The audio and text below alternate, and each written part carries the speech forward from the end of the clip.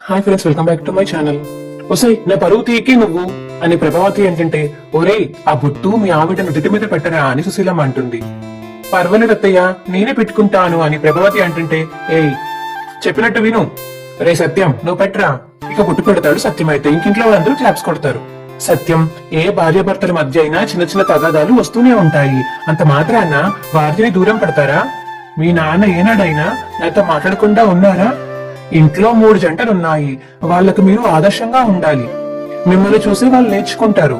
మీరు అన్యోన్యంగా ఉంటే వాళ్ళు కూడా ఉంటారా?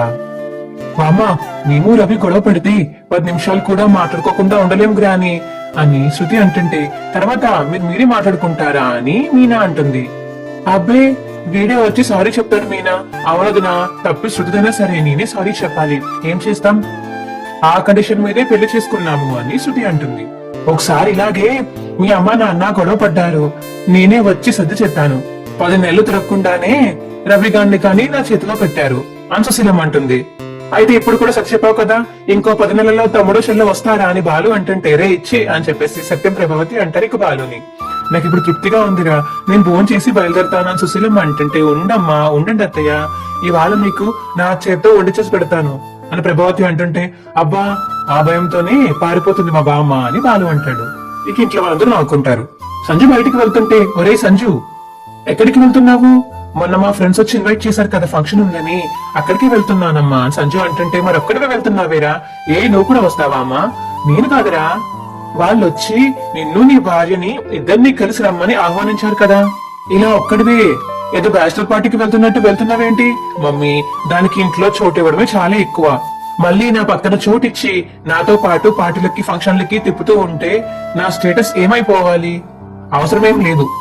ఇంట్లో ఏమైనా పనులుంటే దాంతో చేయించుకో, నేను వెళ్ళొస్తాను అని వెళ్ళిపోతుంటే, రే ఆగరా, నువ్వు తనని మళ్ళీ 10 మనుషులో చూస్తున్నావురా. ఎంత కాదనుకున్నా తను నీతో తాళి కట్టించుకున్న నీ భార్య. ఇప్పటికీ వాళ్ళ ఇంట్లో వాళ్ళ మీద కోపంతో నువ్వు తనని ఎక్కడికి పంపించడం లేదు. కనీసం నువ్వు వెళ్ళేటప్పుడైనా నీతో పాటు తీసుకెళ్లొచ్చు కదరా. నీకు నచ్చినా నచ్చకపోయినా మొన్న వాళ్ళు వచ్చినప్పుడు ఖచ్చితంగా మౌలికని సంజయ్తో పాటు పంపించండి అని నాతో మరీ చెప్పారురా. ఇప్పుడు నువ్వు తీసుకెళ్లకపోతే మీ ఇద్దరి మధ్య ఏదో ఉందని వాళ్ళు అనుకునే ప్రమాదం ఉంది కదా. అర్థమవుతుందా నీకు? ఇందులో అర్థం చేసుకోవడానికి ఏముంది? వచ్చి తాగడమని చెప్పు అని సంజయ్ అంటాడు. నువ్వు వెళ్ళమ్మా మౌనిక అనిక సంజయ్ వాళ్ళమ్మ చెప్పడం తోటి వెళ్తుంటే, హలో సంజయ్ మౌనికని పిలుస్తాడు. వాళ్ళ ఇంటికి వెళ్ళినట్టు పాత చీరలు కాదు, నా స్టేటస్ కి తగ్గట్టు కాస్ట్ చీర కట్టుకుని రావాలి. అక్కడికి అందరూ కోటీశ్వర్లే వస్తారు. వాళ్ళతో తిన్న భార్య అని ప్రత్యేకంగా చెప్పుకునే అవసరం నాకు రాకూడదు. త్వరగా రమ్మని చెప్పమ్మా అని ఇక వాళ్ళమ్మ చెప్పేసి బయటికి వెళ్ళిపోతాడు సంజు. నువ్వు వెళ్ళమ్మా రెడీ అయ్యిరా అని సంజు వాళ్ళమ్మ చెప్పడం తోటి ఇక లోపలికి వెళ్తుంది మౌనిక. ఇక రెడీ అయి వస్తుంది. వెళ్ళొస్తుంది అత్తయ్య. సరే సరే జాగ్రత్తమ్మా. ఇక ఫంక్షన్ కి వెళ్లి కార్ పార్క్ చేస్తాడు సంజు. ఇదే ఎడగొట్టు మొహాన్ని కంటిన్యూ చేయకు నువ్వు. నీ మిడిల్ క్లాస్ అగ్గిపెట్టే హాల్లో జరిగే ఫంక్షన్ కాదు ఇది, లోపల జరిగేది. రిచ్ గా ఎలా కనిపించాలో తెలుస్తేనే కదా నీ ముఖానికి. కాస్ట్లీ చీర కట్టుకోమంటే మా అమ్మ 10 మనుషులు పెట్టే చీర లాంటిది కట్టుకోవచ్చావు. నీలాంటి దాన్ని ఇలాంటి ఫంక్షన్ కి ఖచ్చితంగా తీసుకురాకూడదని అనుకుంటాను అని చెప్పేసి సంజు వెళ్తుంటే ఇంకేడుస్తుంది మౌనిక. వచ్చి చావు, ఏడ్చిన పరువు తీయకు అని సంజు అంటాడు. ఇక వాళ్ళ ఫ్రెండ్స్ పిలవడం తోటి సంజు అయితే వెళ్తాడు వాళ్ళ ఫ్రెండ్స్ దగ్గరికి. మౌనిక ఇక కార్ దగ్గర నుంచి ఏడుస్తూ ఉంటుంది. ఇక బాలు కూడా అప్పుడే వచ్చి ఎవరో కస్టమర్స్ ని ఆ ఫంక్షన్ దగ్గర దింపుతాడు. ఇక మౌనికను చూస్తాడు బాలు. మౌనిక వచ్చింది ఇక్కడికి. ఇక మౌనిక అయితే పర్స్ పాడేసుకుని లోపలికి వెళ్ళిపోతుంది సంజు వాళ్ళ దగ్గరికి. చూసిన బాలు అయితే లోపలికి రావడం తోటి ఇక సెక్యూరిటీ గార్డ్ అయితే ఆపేస్తాడు. ఏంటి ఆపుతున్నావు? నువ్వెక్కడికి వెళ్తున్నావు? లోపల మా చెల్లెలు ఉంది, ఇప్పుడే వెళ్ళింది. ఏంటి, నీ చెల్లెలు ఇంత పెద్ద ఫంక్షన్ లో ఉందా? ఏమయ్యా వెటకారంగా ఉందా? అలా మాట్లాడుతున్నావేంటి? లోపలికి వెళ్ళి దొంగతనంగా భోజనం చేయడానికి కదా నువ్వు వచ్చావు. వెళ్ళవయ్యా వెళ్ళు, నేను ఆపడానికి ఇక్కడ ఉన్నాను, వెళ్ళవయ్యా వెళ్ళు అని చెప్పి సెక్యూరిటీ గార్డ్ అంటే, ఎలా కనిపిస్తున్నాను నేను నీకు? అసలు నువ్వు మనిషివా లేకపోతే మనోజ్ గాడివా? వాడేవాడు అని సెక్యూరిటీ గార్డ్ అంటాడు. వాడు వీడు అనుకు, వాడు మా అన్న, అయినా అదంతా నీకు అనవసరం, నన్ను వెళ్ళనివ్వయ్యా, నిజంగానే తను మా చెల్లెలు అని బాలు అంటాడు. లోపల ఉన్న వాళ్ళంతా చాలా గొప్పింటి వాళ్ళు. నీ చెల్లెలంటే నేను నమ్మేదెలా? ఓహో, ఇప్పుడు నేను నమ్మించాలి అంతే కదా. ఇదిగో నా చెల్లెలు అని చెప్పేసి బాలు అయితే ఇక ఫోన్ తీసి ఫోటో చూపిస్తాడు సెక్యూరిటీ గార్డ్ కి. అవును నిజమే కదా, మరి అదే కదా నేను కూడా చెప్పేది, మరి వెళ్ళమంటున్నాను కదా, థ్యాంక్స్ కదా అని ఇక లోపలికి వెళ్తాడు బాలు. మన ఫ్రెండ్స్ కలుద్దాం పదండ్రా అని చెప్పేసి ఇక సంజు తన ఫ్రెండ్స్ తో వెళ్ళిపోతాడు. మౌనిక మాత్రం అక్కడి నుంచి ఉండిపోతుంది. అలా బాలు అయితే ఇక పర్స్ తీసుకుని మౌనిక అని మౌనిక దగ్గరికి వెళ్తాడు. ఇక బాలుని అయితే చూస్తాడు సంజు. బాలు ఏమో మౌనిక ఎక్కడ ఉందని వెతుక్కుంటూ ఉంటాడు. ఇదేంటి వీడు ఇక్కడ ఉన్నాడేంటి, మమ్మల్ని ఫాలో అవుతూ వచ్చాడా అని మనసులో అనుకుంటాడు సంజు. ఇక బాలుకి మౌనిక కనిపించడం తోటి అమ్మ మౌనిక అని మౌనిక దగ్గరికి వెళ్ళడం తోటి మౌనిక అయితే షాకింగ్ ఫేస్ చేసుకొని చూస్తుంది బాలుని. ఇది నా ముందు నిజంగానే వాడిని కొట్టినట్టు యాక్ట్ చేసిందా, లేకపోతే వీళ్ళు పుట్టింటి వాళ్ళని ఫోన్ చేసి కవర్ చేసిందా, కావాలని దూరం పెడుతుందా, అది తెలుసుకోవాలంటే నేను వీళ్ళిద్దరిని అబ్జర్వ్ చేయాలి అని దూరం నుంచి చూస్తాడు. ఇక సంజు అమ్మా నీ పర్స్ అక్కడ పాడేసుకున్నావు అని ఇక బాలు మౌనికకి తెచ్చిస్తాడు. ఇక పర్స్ లాగేసుకుని అక్కడి నుంచి వెళ్ళిపోతుంది మౌనిక. అమ్మ మౌనిక మౌనిక ఎక్కడికమ్మా వెళ్ళిపోతున్నావు, ఏంటి నన్ను చూసి కూడా చూడనట్టు వెళ్ళిపోతున్నావు? ఓహో గుళ్ళో మీ ఆయన నేను కొట్టనని కోపం వచ్చిందా? సారీ అమ్మా, నీ మీద చేయి చేసుకోకపోతే నాకు కోపం వచ్చింది.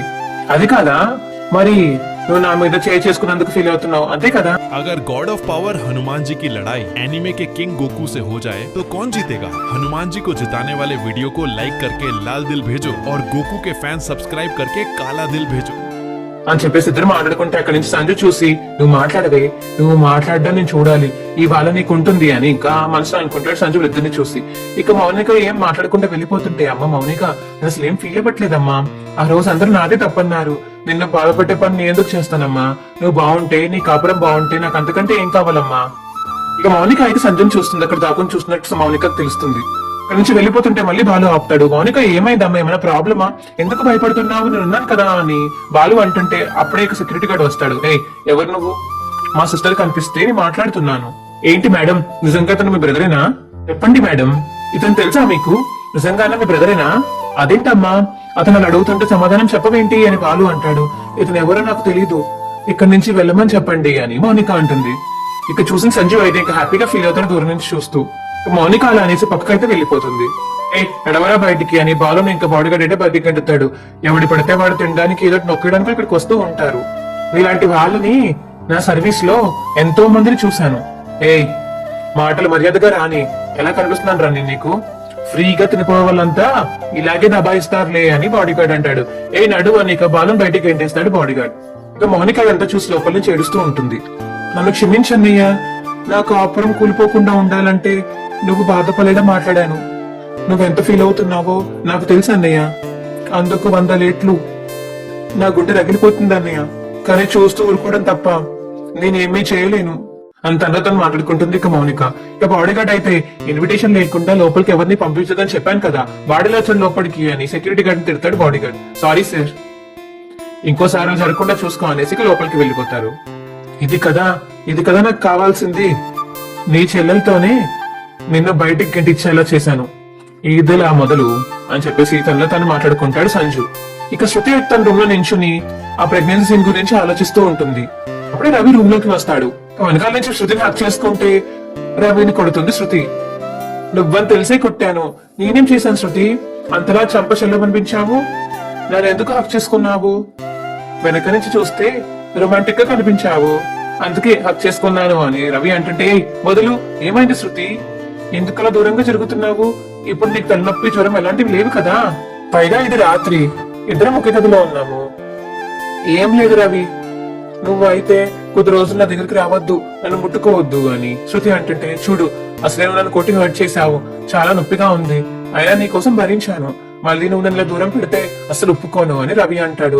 నువ్వు ఈ మాత్రం దానికి నొప్పి అంటున్నావి, ప్రెగ్నెన్సీ వచ్చి 9 నెలలు దాన్ని క్యారీ చేసి ఆ తర్వాత బేబీని డెలివరీ చేసేటప్పుడు వచ్చే నొప్పి ఎలా ఉంటుందో నీకు తెలుసా అని శృతి అంటుంది. నాకు తెలీదు అని రవి అంటుంటే నాకు తెలుసు అని శృతి అంటుంది. ఈ నొప్పికి ఆ నొప్పికి పోలికేంటి శృతి, ఉంది, ఏదైనా నొప్పి నొప్పి కదా, నీ తలకాయ ఏమైనా దెబ్బ తగిలిందా? దెబ్బ కాదు, నా బ్రెయిన్ లో లైట్ వెలిగింది. ఏమని?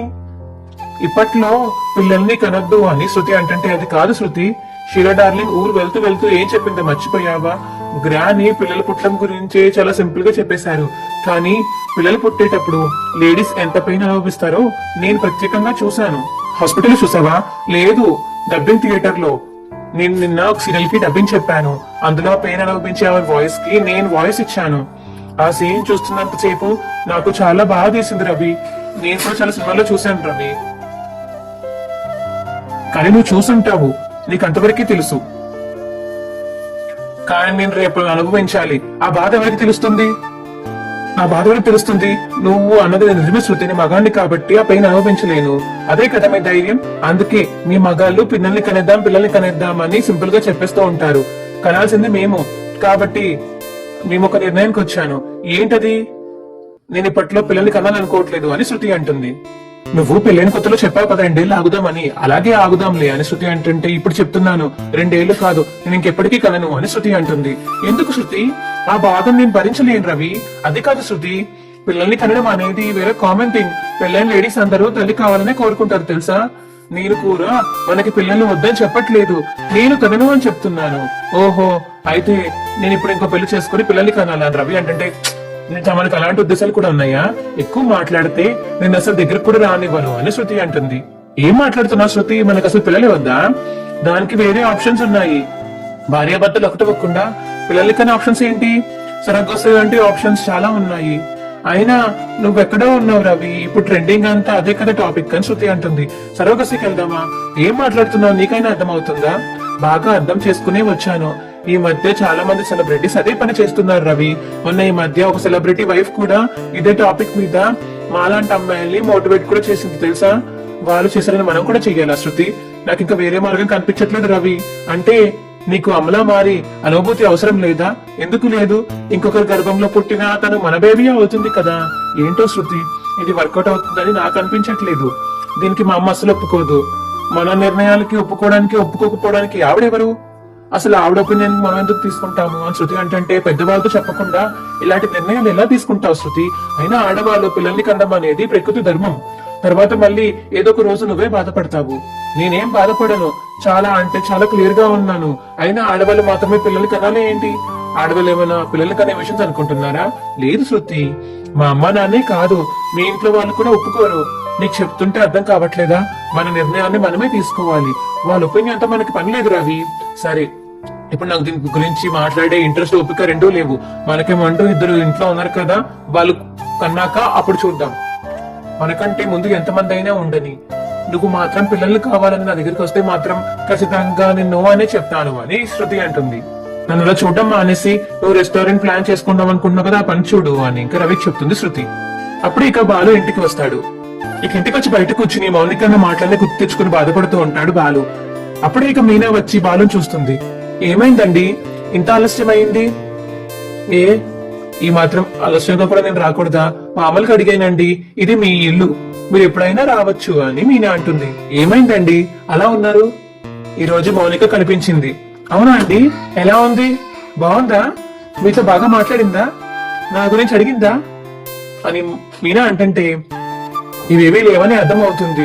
ఏం జరిగిందండి అని మీనా అడుగుతుంటే, జరిగిందంతా చెప్తాడు ఇక బాలు.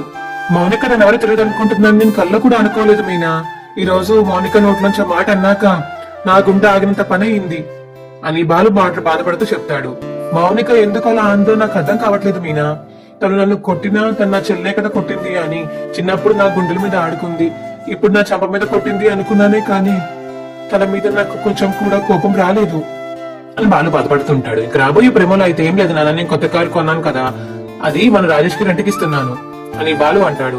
తీసుకో రాజేష్, నీకంతా మంచి జరుగుతుంది అని ఇక రాజేష్ కి తాను ఇప్పిస్తాడు సత్యం. ఇలాగే 200 కార్లు కొని పెద్ద బిజినెస్ మ్యాన్ అయిపోవాలి నువ్వు అని చెప్పేసి రాజేష్ అంటాడు. బిజినెస్ మ్యాన్ అవ్వాలంటే దానికి ఒక స్టేటస్ ఉండాలి అని చెప్పేసి మనోజ్ అంటుంటే, నా బంగారం ఎత్తుకుపోయి ఎత్తుకుంటే వస్తుందా ఏంటి ఆ స్టేటస్ అని చెప్పేసి మీనా అంటుంటే, ఏంటి సెకండ్ హ్యాండ్ లో 2 కార్లు కొన్నంత మాత్రాన నీ మొగుడు బిజినెస్ మ్యాన్ అయిపోతాడా అని ప్రభావతి అంటుంది. ఏమన్నారు? మళ్ళీ అనండి అని మీనా గట్టిగా అరుస్తుంది. ఏదో ఒక రోజు మా ఆయన ఖచ్చితంగా అని చెప్పి శబ్దం చేయబోతుంటే, మీనా మీనా మీనా పాప ప్లీజ్ నువ్వు శబ్దాలు గట్టి ఇప్పుడు ఏం చేయకు అని చెప్పేసి బాలు అంటాడు. మా వీడియో మీకు ఎలా అనిపించిందో కింద కామెంట్ సెక్షన్ లో తెలియచేయండి. మా వీడియో కనుక నచ్చితే మా వీడియో లైక్ చేసి తప్పకుండా మా ఛానల్ సబ్స్క్రైబ్ చేసుకోండి. పక్కనే ఉన్న కలిసి క్లిక్ చేయండి, అప్పుడే మేము చేసే వీడియోలు మీకు రోజు వస్తాయి. Bye friends.